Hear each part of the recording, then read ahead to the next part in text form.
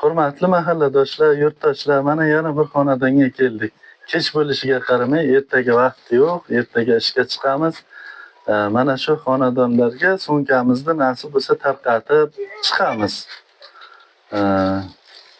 Mana ayrim sabablarga ko'ra uy egasini tushirmasak ham yosh bolalarni tushiramiz. Nasib bo'lsa shu o'g'il qizlarimiz ham doktorlar bo'lsin, vaynilarga ishga kirsin. Xudo xohlasa siz ham katta bo'lsangiz bizga o'xshab ehson tarqatasiz, ha? Ehson chiqarasiz, ha? Ha, malades. Siz doktor bo'lasiz, ha? Yaxshi o'qishlarga kirasiz, ha? Malades, rahmat. Nasib bo'lsa mana shu sumkalarni shu jiyanlarga beramiz. Kim bitta she'r aytib bering siz?